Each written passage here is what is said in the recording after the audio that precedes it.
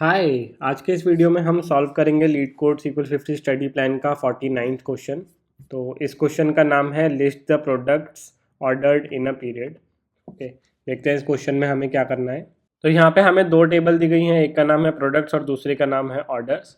Product table का schema है product ID, product name, product category and here product ID is the primary की।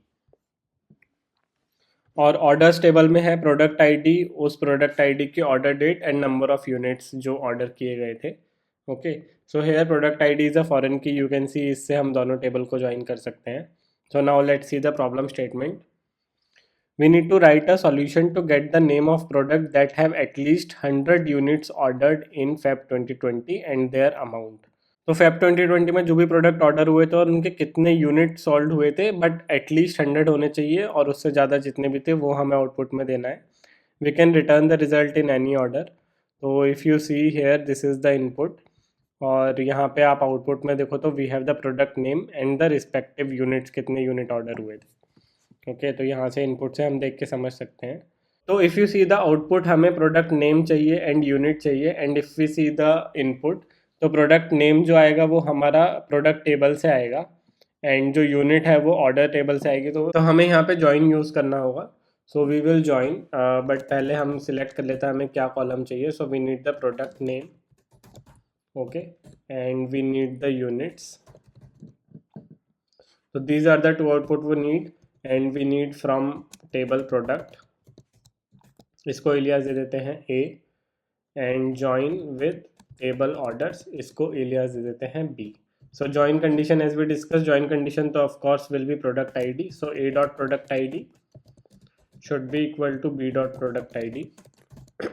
This is one thing, but the other condition is कि हमें सिर्फ February 2020 का data चाहिए और जो यूनिट सॉल्ड है या वो एटलीस्ट 100 होने चाहिए। तो उसके लिए हम क्या करेंगे, we will use a where clause here and we can simply filter out using the dates, but I just wanted to show you how we can do in other ways also so that you can think in that way also. तो हम क्या करेंगे, order date का सब string ले लेंगे, since order date is a string hair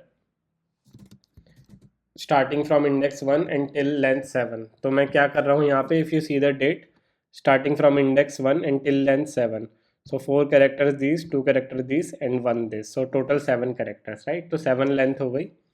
तो इसका अगर हम सबस्ट्रिंग करेंगे तो हमें फैब का डेटा चाहिए ओनली, तो we will get this value, right?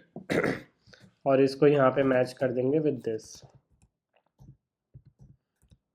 तो इससे हमारा फैब का डेटा फिल्टर आउट हो जाएगा, राइट? और product name as we discussed कहाँ से आएगा, टेबल ए से आएगा, प्रोडक्ट टेबल से।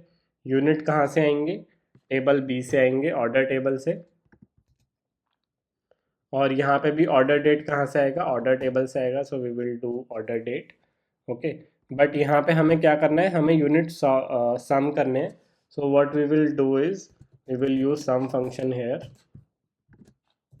और इसको अगेन एलियास दे देंगे unit, right?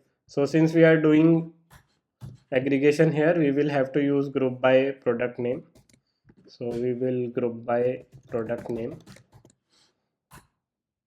Okay, and the second filter was at least 100 unit sold होने चाहिए। तो उसके लिए what we can do, we will use having clause unit should be greater than equal to 100, क्योंकि एटलीस्ट है तो we can use greater than equal to. तो इसको एग्जीक्यूट करके देखते हैं। ओके, यू कैन सी हमारा जो आउटपुट है वो एक्सपेक्टेड आउटपुट से मैच हो गया है। We are getting the same value, LeetCode solution 130, LeetCode kit 100। तो इस सॉल्यूशन को सबमिट कर देते हैं।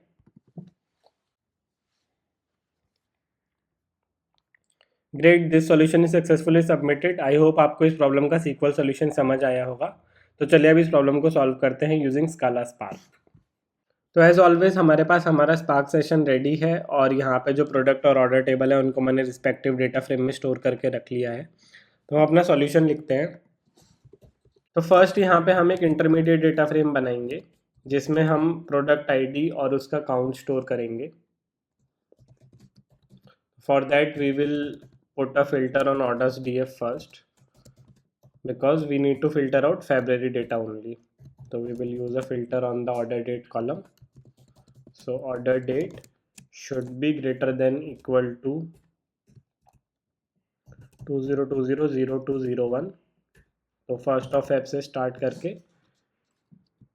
And order date should be less than equal to right till the last day of the Feb month 0 to 28. So this will filter out the February data and then we will use a group by product ID. और अब हम लेंगे count of the unit sold. So what we can do here is sum of unit column and again we will give it an alias as unit sold. So this will give us the column unit sold. और अब हम क्या करेंगे, हमारा जो ये data frame आया है इतना, उसको हम फिल्टर कर देंगे again, because we only need the products where unit sold is greater than equal to 100.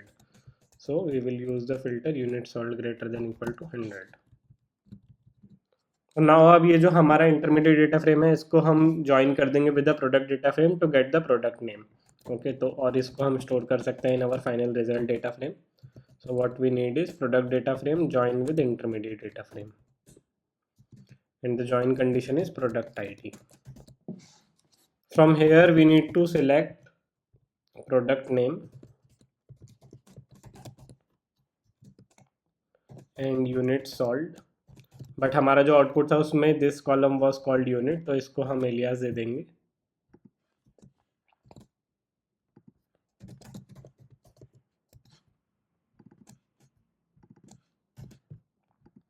So this result data frame is our final answer. इसको console पे print करके देखते हैं, are we getting the expected value?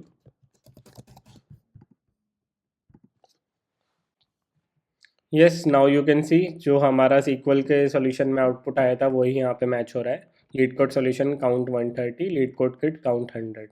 तो आई hope आपको इस problem का स्काला spark solution भी समझ आया होगा. If you have any doubts और any suggestion feel free to write in the comment section. इस वीडियो को और इस सीरीज़ को लाइक कीजिए, अपने फ्रेंड्स एंड कलीग्स के साथ शेयर कीजिए. कोड डेटा हब चैनल को सब्सक्राइब कीजिए. Thank you for watching.